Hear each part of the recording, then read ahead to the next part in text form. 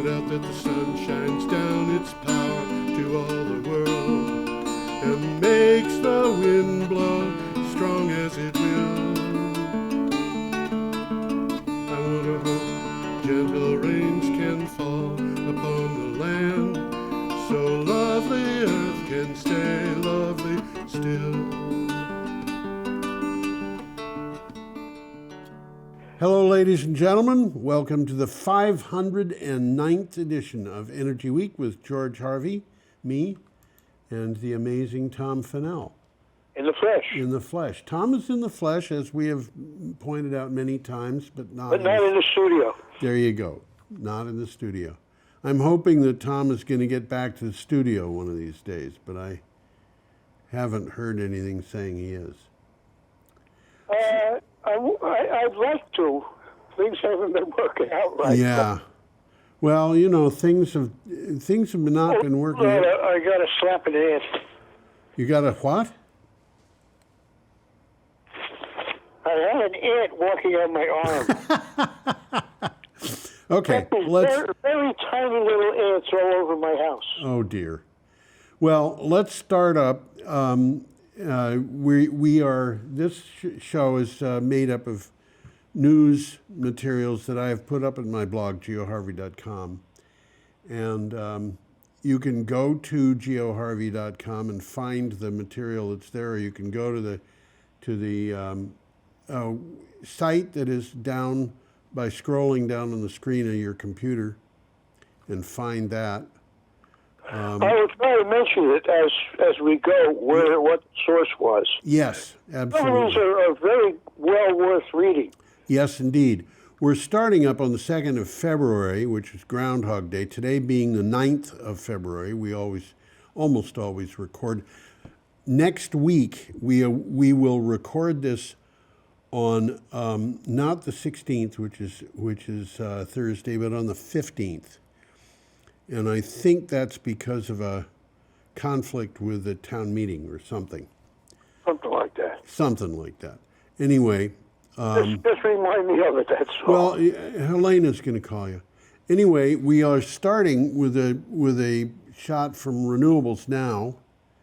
Let me put that up. Oh, and by the way, it would be a great help if we could get some donations to BCTV to support this show. We have a few people who are giving regular donations, but it would be nice to have a little bit more. So if you can, for a viewer, if you can go to BrattleboroTV.org and make a donation, and then as you make the donation, mention that it's to support. BrattleboroTV.org is really quite a good asset for the town. Oh yeah, not just for the town, but for other places. Other towns that use it. Yeah. There are several towns in Windham County, but this particular show is actually downloaded by most, maybe all of the public access stations in Vermont, many of them in New Hampshire and Massachusetts and elsewhere in the United States. And the last I heard, there were about automatically. What's that? Automatically. I don't know how they do it, but they do download it. And I've known people. I don't mean mechanically or automatically. I mean, as a matter of fact, they're going to download it. That's right. Okay, our first item is from Renewables Now, and I'm putting a picture of a Brazilian wind farm. Yeah, can you imagine such a thing as a Brazilian wind farm? I can't really. Not all of Brazil is the Amazon. That's true. Some of it is Carmen Miranda. Well, in any case, it says, and I quote, renewables account for 92% of Brazil's power production in 2022. Yes. Brazil 92%, wow. 92%. The Brazilian Power Trading Chamber announced that 92% of the country's 2022 electricity production came from renewable energy resources. There was a 64.3% increase in the output of solar power plants in 2022 compared to 2021. Wind power also increased by 12.6%. So, and this, by the way, is... Well, this is a trend. Yeah. this is separate from the fact that most of the fuel for vehicles in Brazil is coming from biodiesel, they're biological fuels that are replacing. Oh, not petrochemicals. Yeah, Brazilians are pretty far ahead in avoiding petrochemicals, although I'm not happy about biofuels in general. I think we should try to move away from combustion as much as we can. Well, in not too many years, people are going to be saying, imagine that they used to pay for fuel. Okay, our next item is from Clean Technica. And we get a nice picture of a black and white building. That's the name of the building. Yeah, it is. It's the black and white building. Yeah. The black and white building in London showcases wood construction techniques. Yes, the black and white building shows that commercial building can be truly green. Many so-called green buildings cover a steel and concrete core with a pretty wooden facade, but the frame of the black and white building is structurally engineered wood. That's an interesting development. They're making basically 8-inch thick plywood. Yes, that's right. And it cutting it into beams. Yeah. And, you know, we've had pictures of this stuff before on the show. One thing that comes to mind was what happened after a fire in a building that had structurally engineered wood. And the fire had been put out, and there were two beams, and they were roughly the same size. You said 8 by 8. They might have been 8 by 8. One of them was steel, and it had sagged completely. I was just going to say sag. Yeah. And the other one was wood, which was charred around the edges, but otherwise was still holding the load. Interesting development. Yes, indeed. Should we go on? Well, this one comes from Clean Technica, and I guess we've already Mentioned paid that. homage to them, so let's move on. Okay, we have a picture here of a place, you know, this looks kind of familiar. It says it's in Vermont. I would imagine if it is, that's Lake Champlain. I would guess that doesn't look like it would be the Connecticut River Valley with mountains like that in the background. That looks like Lake Champlain. The area around Lake Champlain, probably it might be the southernmost end of it or the northernmost end. And those mountains would be the Adirondacks. I would think so. So I would say probably the southernmost end. This is from WPTZ. That comes from Plattsburgh, and by the way, you can hear it here in Vermont if you search for it. Oh, okay. Yeah. What do you got for a title? Vermont lawmakers revisit renewable energy standard as greenhouse gas emissions deadlines loom. With Vermont's 2025, 2030, and 2050 greenhouse emissions deadlines slowly but surely approaching, state lawmakers are working quickly to make sure that the legally binding deadlines are met.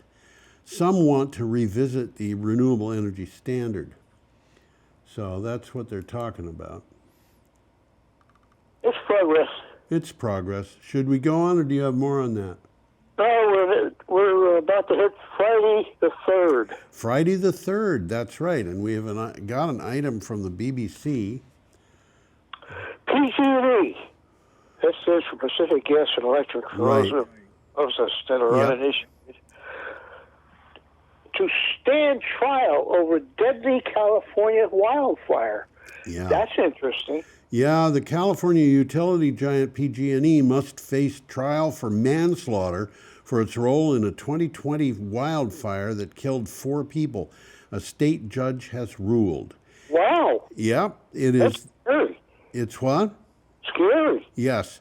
It is the latest legal trouble for Pacific Gas and Electric, which has been blamed for a series of deadly wildfires in the state in recent years. And, you know, I think they've been kind of lax up until recently.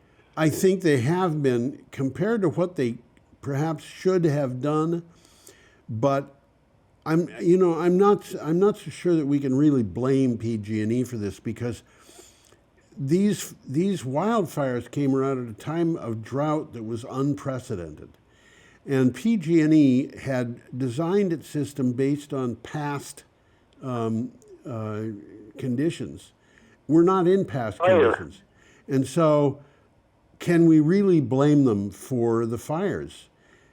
They have equipment, the typical thing that happens with really hot weather is that the lines get hot, and as they get hot, they stretch, and as they get stretched, they get lower, and they eventually hit a tree, and you have a spark at some point, and the tree catches fire, and then you've got a wildfire.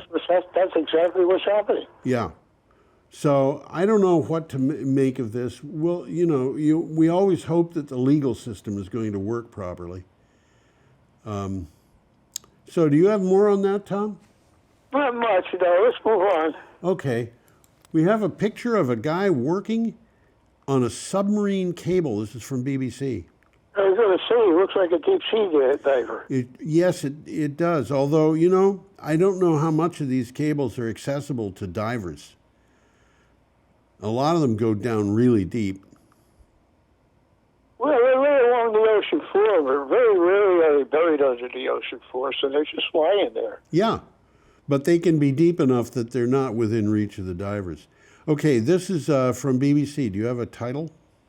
Yes, how undersea cables may affect marine life. Yes, thousands of miles of cables crisscross our deep seas carrying data or electric power. These artificial structures can serve as shelter to a vast array of bottom-dwelling sea life that have been found to take up residence on or near them. But we don't know much about the effects of their electromagnetic fields. And that, I think, is interesting, that, people are starting to be aware of the fact that these electromagnetic fields exist. One of the things in the article is that they say that some of these animals depend on the Earth's magnetic field, which is, the magnetism of the Earth, to navigate. And in the presence of these electromagnetic cables, the fields are different. So does this have an effect on them? And we don't know the answer because the science really hasn't been done yet. Well, it's interesting. Most of the current undersea cables are DC. Yes. And they're not going to have as much of an electromagnetic field effect as AC would. Yes, and that's an important thing to point out. Thank you, Tom. Okay, should we go on from there? Can't dance. Okay. Let me see if I can't scroll. We have a picture of wetlands near Bristol Bay, and this item is from CNN. Now, is that Bristol Bay in England? No, this is in Alaska. Oh, it's in Alaska? Yep. Okay. EPA blocks mining project proposal that threatened Alaskan salmon. Of course, I should have read it further. The EPA has blocked the controversial Pebble Mine project, which was set to develop in Alaska over concerns about adverse effects on salmon fisheries. An agency release said it could have become the largest copper, gold, and molybdenum extraction site on the continent. Wow. Yeah, but you know what? Nobody's going to use that copper, gold, and molybdenum if we don't have food to eat. Got a point there. Yeah, and, I think that... Got to get our priorities straight. Again, we can hope that these guys know what they're doing, and I can tell you that mining operations can make a mess. Can? They do sometimes. They do make a mess. Sometimes. Well, where I used to live across the river in Winchester, New Hampshire, there was an iron mine there. Was there? Yeah. It was an open pit mine. Uh-huh. It was something like 12 feet across and 80 or 100 feet long, and it went down maybe 15 feet deep, and all of the mining was done by a couple of guys with pick and shovel, And that's what was going on during the Revolutionary War period, or possibly earlier. Early dawn. Yeah, I don't know what kind of mess they made. With a mine that small, I don't imagine they could have made much of a mess. Not much. They mined that thing for years. Okay, we're up to Saturday, February 4th, All day. and we have a picture of a car, a Ford Mustang Mach-E, and I want to tell you, I hate the color of that car. I think if somebody gave me a car that color, the first thing I would do would be to paint it just about any color you can imagine. If the only way I could paint it would be with house paint and a brush, that's the way I'd get rid of that color. Nevertheless, There's a boost for Ford and Tesla. Treasury changes EV tax rules, making it easier to qualify as an SUV. okay, this is from CNN, and this is crazy, but let me read this synopsis and then we can talk. New rules now in effect for EV tax credits favor SUVs. Why that is, I don't know, but that's what they do. If a Ford Mustang Mach-E is an SUV, then it can get the tax credit that if it costs almost $80,000. But if it isn't an SUV, the cutoff is $55,000. The Treasury Department has reviewed its rules so they fit with common sense. And, you know, whoever thinks about doing things in government with common sense? But, Well, the people that do the thinking about things aren't in government. well, yeah. Yeah. They're But this- trying to buy the government, but they're not in the government. Yeah, this rule about EVs and whether they qualify and so forth has been updated to make more cars available to more people that are electric. But the problem a problem with this rule is that it's very complicated, and I can't understand it. I know that there's specialties, people in automotive sales and things like that, who probably dive into this and figure it all out and have got a pretty good sense of what's going on. But, you know, We're in a transition period. we are. We're going to be in a transition period for a long time. No question about it. Time will come when people say that. I think I've already said this on the show. Remember, people used to pay for fuel. Did you actually say that on the show? I think I did. I think you did. Maybe every show. Well, it's true. It's true. Yeah, absolutely. It's a veritable truism. It's a verifiable truism. Absolutely. Okay. Our next item, we Look at have a picture of the frost. a picture of a frost, and I remember when my kids were little, and we lived in a farmhouse that had no storm windows. We would get up in the morning, and the windows would just be covered with this. It was very spectacular when the sun was shining on it too.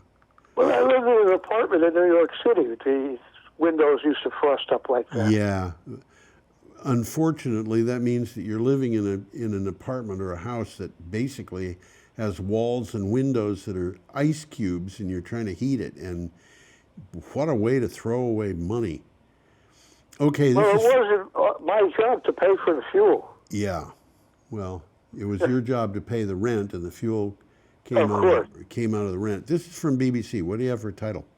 Coldest wind chill ever recorded in the continental U.S. Yeah, forecasters say the coldest wind chill ever recorded has been recorded in the continental U.S. as an Arctic cold snap freezes a swath of North America.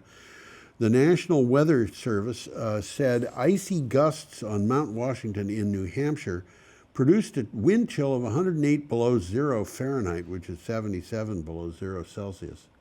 That's pretty cold.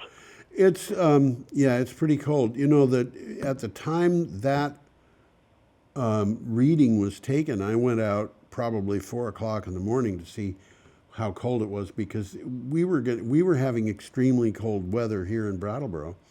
Yeah, we had a couple of really cold days last week. Yeah, and this was the coldest so far this winter. It was 15 below Fahrenheit.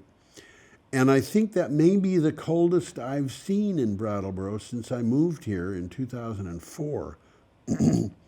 But you know, I can remember times when I was a kid and when my kids were living with me in Winchester, which is only a few miles from here, when the temperature would be 30 below.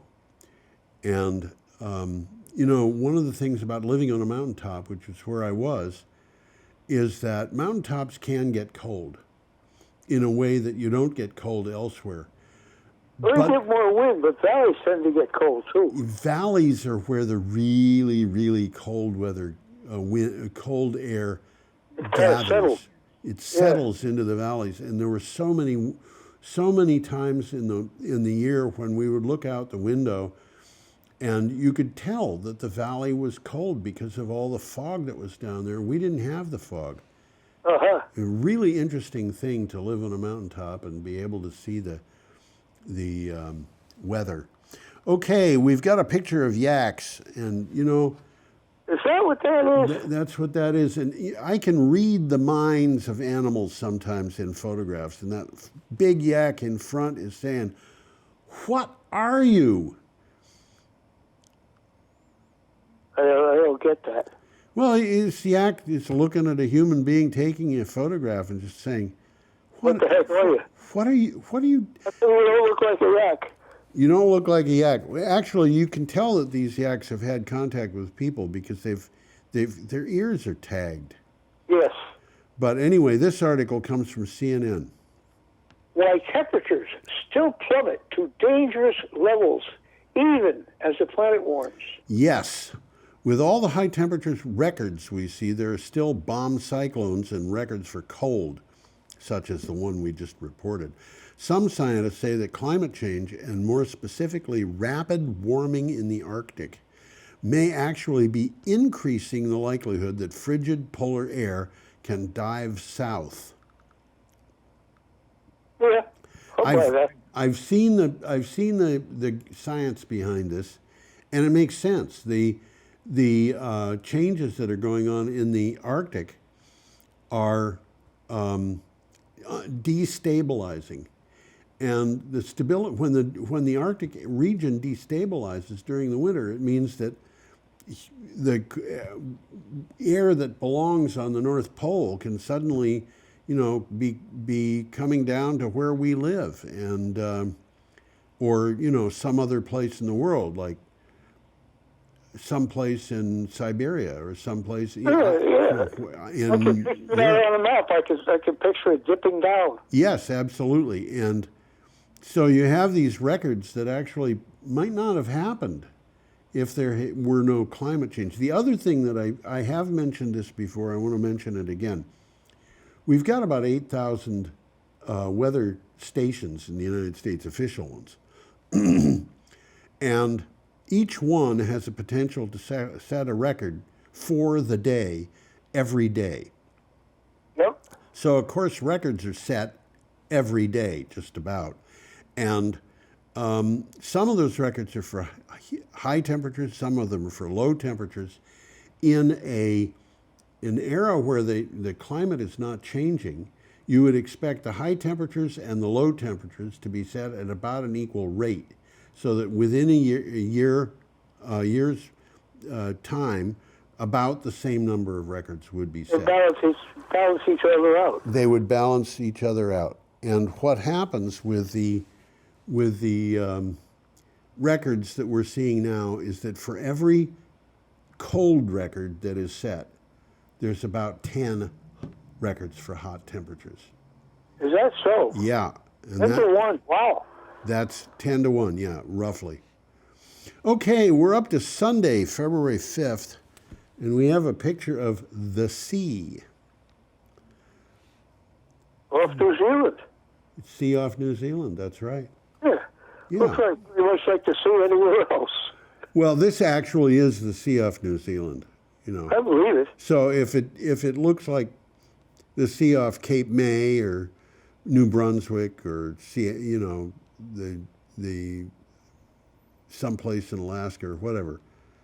It's because the sea looks like the sea. Do you remember that song about joining the Navy? I joined the Navy to see the world, but what did I see? What do you see? You see the sea. Yeah. Okay, this is from Clean Technica, and you have a title. Researchers create hydrogen from seawater without pretreatment. This might turn out to be an important thing.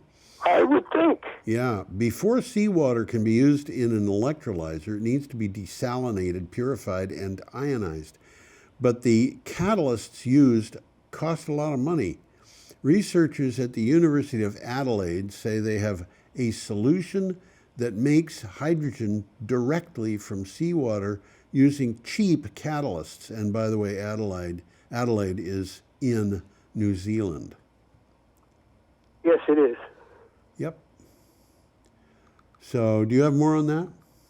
No, other than it came from Clean Technica. It did. Our next item. We got a picture of, what is that? I think it's the Earth. The Earth, huh? I'm quite sure it is. And that, by the way, part of that is the Indian Ocean, which is a sea. The caption says it's the Earth. So I believe it. yeah. And this comes from a publisher called Petapixel. And I quote, how half a century of climate change has altered the face of the Earth. Yeah, 50 years later, it's blue marble photo of the Earth. After they took its blue marble photo of the Earth, NASA took a new image of the Earth from its Deep Space Climate Observatory about 1.5 million kilometers away. The photo reveals clear changes to the face of the Earth, some of which are indicative of 50 years of climate change.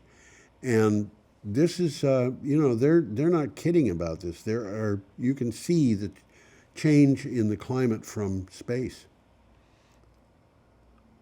It's mostly because snow has melted, glaciers have melted. In this picture, just slightly above and to the right of the center of the picture of the Earth, you can see the island of Madagascar. And Madagascar... So that's Africa we're looking at. That is, yeah, you can see at the very top. Yeah, absolutely. Saudi Arabia. Madagascar used to be green. It was like Ireland, emerald green, and now it's kind of brown.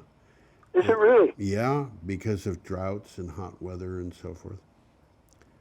So that's they're just saying, yeah, it's going on.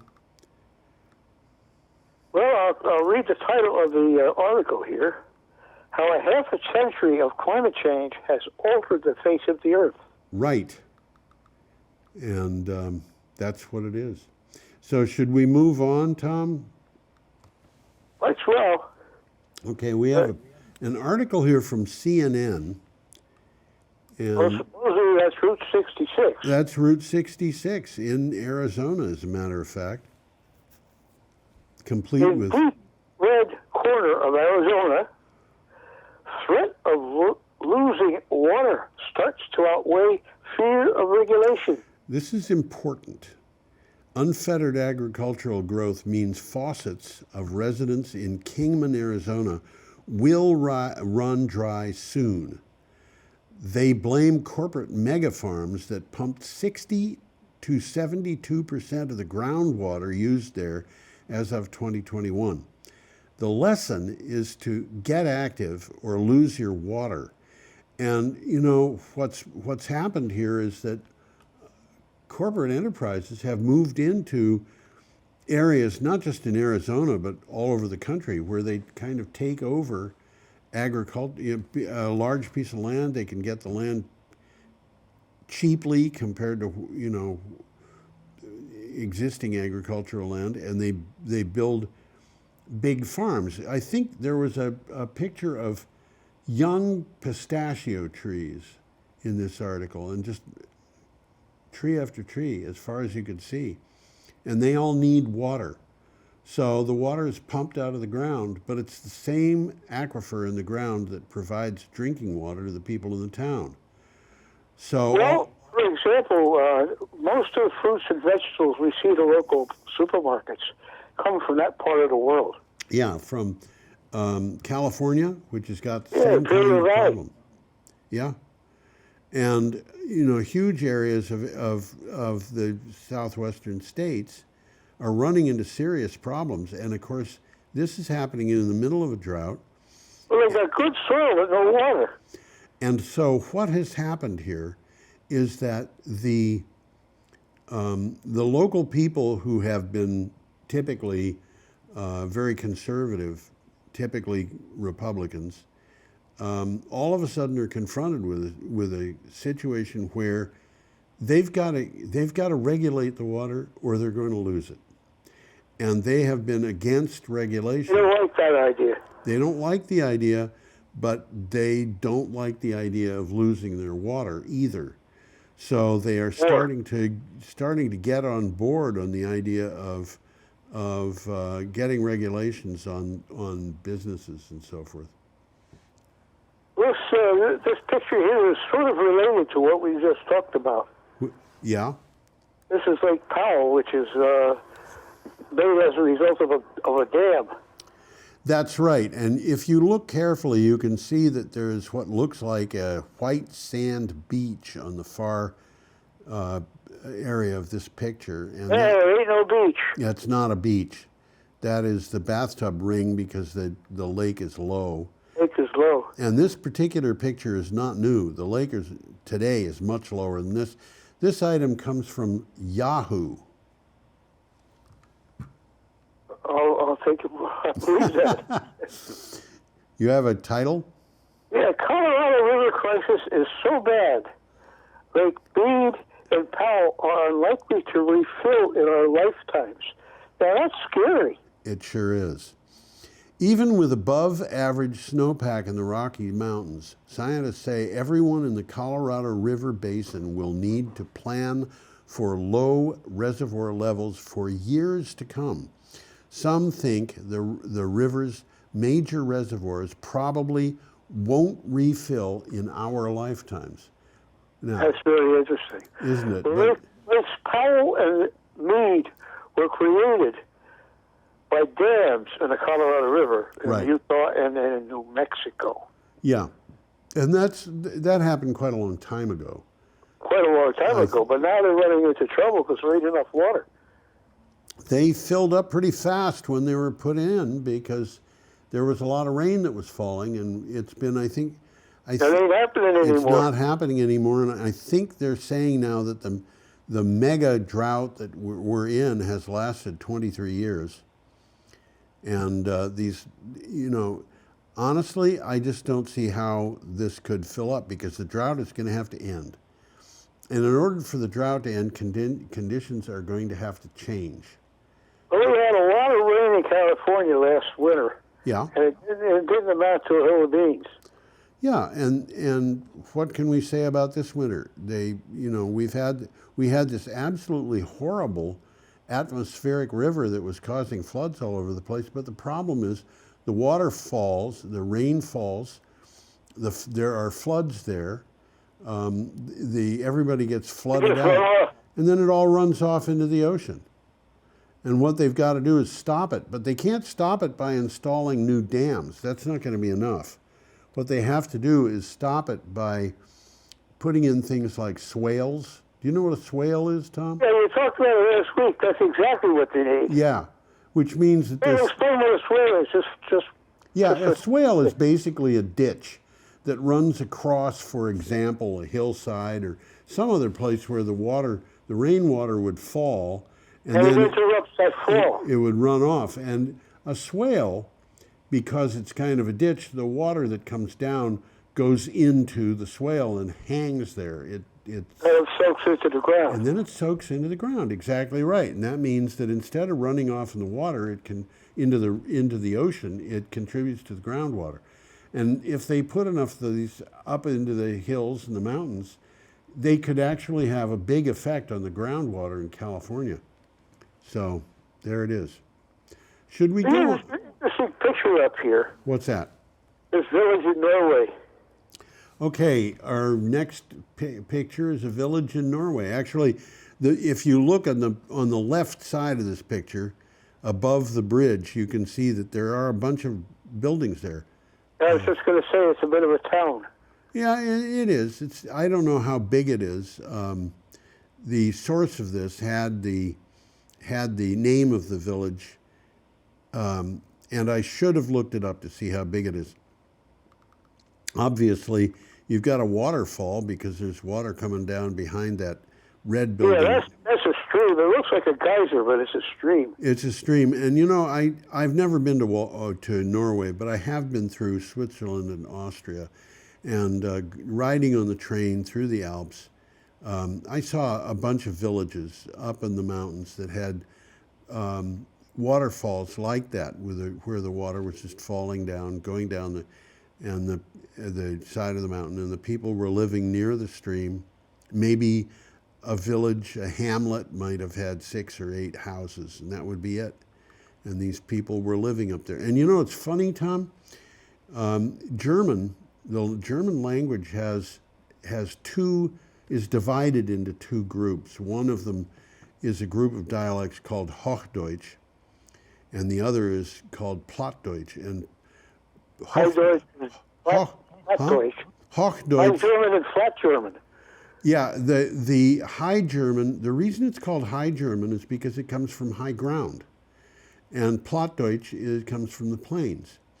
Okay. And one of the things that I have been told is that villagers in Switzerland can speak a dialect of Plattdeutsch, and they can, you know, if they go to the next village over and try to talk with the people there, they will not be understood, even though those people are also speaking Hochdeutsch, because these little isolated communities have been isolated for long enough that they've developed their own dialects. Yep, they have developed their own dialects. Now, this article, to get back onto the subject at hand, is from the CSR Journal.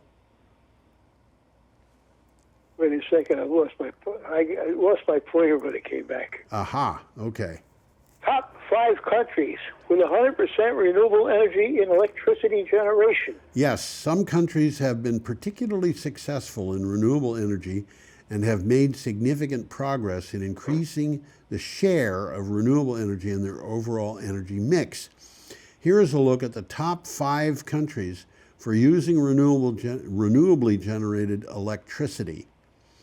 And I can tell you who they are, what countries they are. Why not? I was just going to ask you that. Well, the number 1 country is Albania. Who'd have thunk? Who'd have thunk? Actually, I would have picked it as a likely member of this list, because they have been 100% renewable for a long time. Long time. It's all based on hydropower in Albania. The second one is the Democratic Republic of Congo, which I would not have guessed. No, I wouldn't have either. The third one is Iceland, whose electricity is coming from a combination of geothermal and hydropower, largely hydropower. Well, they got a lot of geothermal. They have a lot of geothermal, and they're making use of it, believe me. The fourth country is Paraguay, and Paraguay is the one that I would have picked for number 1, to tell you the truth, if you had just asked. And the reason is because they've been generating about 1,000% of the amount of electricity that they need from hydropower for decades. Well, they've got hydro resources, but they don't have any other resources. That's right, but they have the hydro resources, and they don't have enough demand to take up the production. And of course, they're making out like bandits on this, because they're selling what they're producing to Argentina and Brazil. And the last one on the list is Norway, which also has a lot of hydro. Okay, we should probably move on, Tom. Can't do it. Let's get this thing moving. Yep, we have a picture of a Talking Tesla. about my cursor. We have a picture of a Tesla Model 3 and an article from... No grill.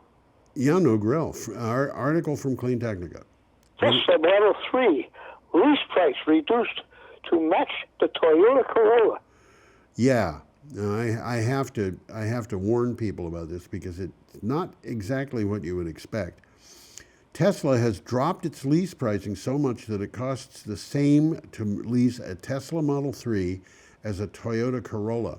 The Model 3 is clearly a much larger car for passengers and lugging volume than the Toyota Corolla, and slightly larger even than the BMW 3 Series sedan. A lot of this is because, I'm going to put this picture up so people can see it. I failed to do that before. A lot of this is happening because the Tesla, as the owner of the car that's leasing it, can use the incentives itself. So they're applying those incentives to the lease costs, so people can take advantage of them. Okay? Yeah. All right. Our next one is from RNZ. And we're all the way up to Tuesday, February 7th. That's correct. How did you We got a guess? picture of installing a discharge outlet case on, Yep. whatever that is. Well, we'll know what it is when we talk about it. What do you got for Pacific time? Forum and Japan going head-to-head over planned nuclear wastewater dump. Right. Nuclear wastewater dump. That doesn't sound very good. No, it doesn't. This is RNZ is a New Zealand operation, and they're reporting this because this has got a lot of people in the Pacific region upset. There are hopes that a meeting will address issues about a looming release of nuclear wastewater into the Pacific Ocean. The government of Japan, Pacific Islands Forum Secretary General Henry Puna, and Cook Islands Prime Minister Mark Brown are all to meet in Japan.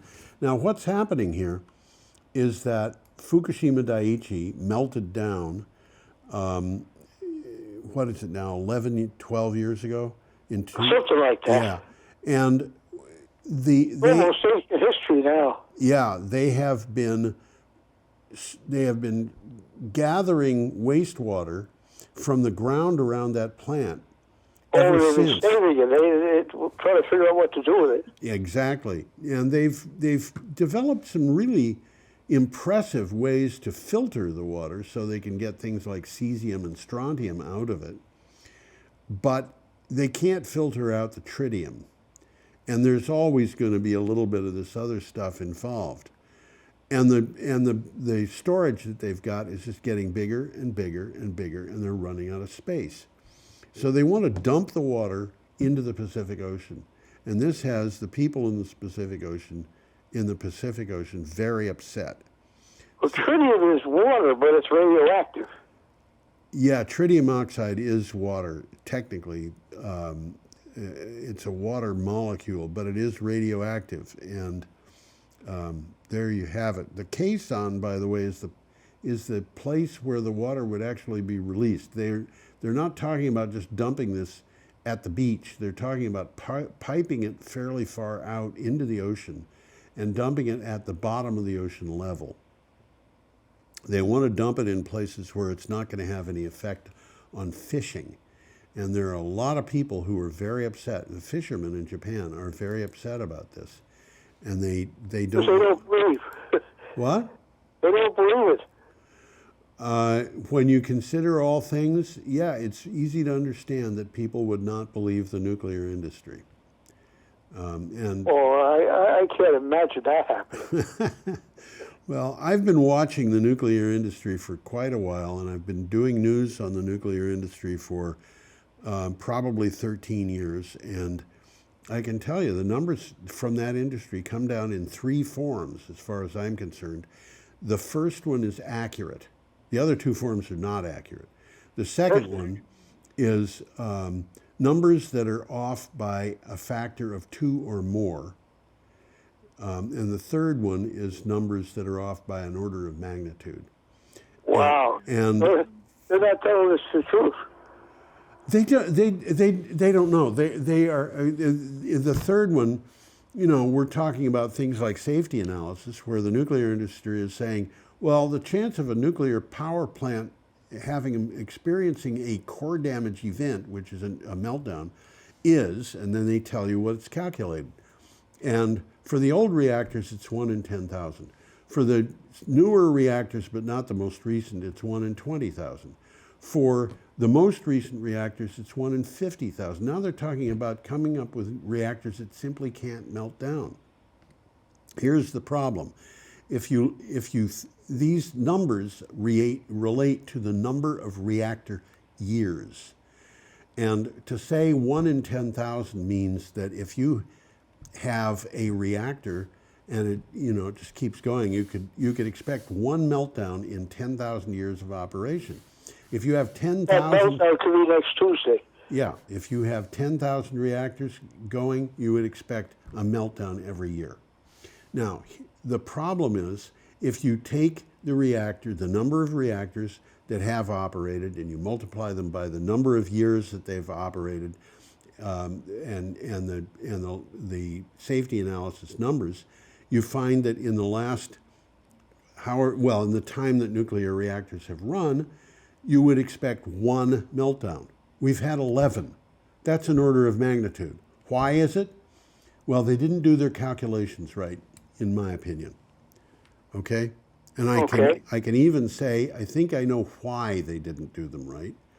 And the reason why is because they have the idea that you should not include in the calculation anything that you can't represent with a known number. Now, there's a certain amount of sense in that, but it means that you cannot put into your calculation the likelihood of human error. And every meltdown we've had, I will argue, was the result of human error, including Fukushima Daiichi. That's interesting. What happened at Fukushima Daiichi? Okay, I have to ask a question. The seawall was 5.7 meters tall, and the tsunami wave that went over it was 14.5 meters tall. That's a huge difference. Very large. That's like 9 meters. We're talking about a 30-foot wave that has a period so long that it would just keep coming in for 10 minutes or so. A wall of water coming over the seawall, 30 feet deep, and just coming over for 10 minutes. Wow. I don't think anybody would have ever predicted that. Well, they should have predicted it, though, because they knew that there was the northeast coast of Japan had a 27.5 meter tsunami in 1933 and a 37.5 meter tsunami in 1896. 37.5 meters. The one that happened over 100 feet. Yeah, the one that happened in 2011. Fukushima Daiichi got just a small part of that. The big part was in a different part of the coast where it was 37.5 meters. They should have been prepared, but somebody specified 5.7 meters for the seawall. Why did that happen? Arbitrary. That was human error. Yeah. Okay, we have to go on if we're going to finish the show, Tom. Well, let's move along. We've got a nice picture of the Golden Gate Bridge. Is that what that is? Ain't the Brooklyn Bridge. I thought it was the Brooklyn Bridge. No, I didn't actually. This is from Clean Technica. What do you have for a title? New study links EVs with real-world reductions in air pollution and respiratory problems. Well, that's interesting. Yeah, but duh. I knew you were going to say duh. I knew that was going to come up. A study of researchers at the Keck School of Medicine of USC, published in the Journal of Science and Total Environment, has found a link between increased use of zero-emission vehicles and improved air quality. What an amazing idea. And the link between that and public health in California. California, here we come. You all set? I'm all set, I guess. Let's move on. I should point out that for people who come to Vermont because the air is so clean, about 250, 300 people die in Vermont every year because of air pollution. Okay, our next item is Aurora Borealis. Hey, a nice picture of the aurora there. Isn't that? My father woke me up when I was about 10 years old so I could come out and see the aurora borealis. He knew that I would have loved to see it. Aurora, but I never saw it as brilliantly as that picture. Well, I didn't see it as brilliantly as that, but it was pretty impressive. Okay, this is from CNN. New study links EVs with real-world reductions in air pollution and respiratory problems. That was the one we just read, Tom. Oh. You're right. It's okay. It's okay. Atmospheric rivers aren't just a problem for California. They're changing the Arctic, too. Yes. The Arctic is seeing a rapid decline in sea ice even during cold winter months, when it should be recovering from the winter melt. Scientists say that one often overlooked factor plays a bigger role than they had thought, and that is atmospheric pressures. Atmospheric rivers. Atmospheric rivers, I'm sorry. We're up to Wednesday, February 8th, which is our last day, and I'm going to put up a picture of a train. And we nice have electric choo-choo. That's right. This is from, only it doesn't go choo-choo. This is from Clean Technica. And what do you have for a title? Europe, China, and India can electrify all rail. Why can't the U.S.? Yes. India is at 83% rail electrification, and it's ahead of schedule to achieve almost 100%. China is at 72% on its way to 100%. It's built 40,000 kilometers, which is 30,000 miles, of grid-tied electrified high-speed rail since 2007. Europe is at 60% so far, and it's heading to 100% too. What do we have in the United States? What percentage? 1%. 1%. Now, I want to warn people. That's a shame. It is. This is a really good article, but I think Came from Clean Technica. it did. I think the author has made a couple of mistakes in it, and the mistakes affect the question of what should we do about this. In fact, today, one of the things that I did was I worked to write an article for Green Energy Times that would explain this. But I think he made three mistakes. First of all, he says that all of the rail in the United States is private. And that's simply not true. Oh, there's Amtrak. Amtrak is it's a organization that has stock, but the federal government owns most of the stock. The second thing is that he didn't really look at the history and how history affects things. And so all of these other countries had history that they were installing new systems, or they were building up a system in the case of Europe that had been largely destroyed during the Second World War, and they were just going to Europe to electric because oil was very expensive. In the United States, oil was always very cheap. And so instead of putting in copper wires that are overhead that would cost a lot of money, the rail companies, which were all in decline well before the Second World War, said, I think maybe the cheapest thing to do would be to build diesel engines. So anyway, should we go on, or do you have more on that? No, basically, yes. That's Okay. about it. Our next we item. do have all electric from Maine to Washington, D.C., but throughout most of the country, Yeah, the rail lines are all diesel. Yeah, the train that comes through Brattleboro is That's electric. it's a diesel electric hybrid. Yep. But when it gets down to close to New York City, it runs all electric. I think it picks up all electric in New Haven.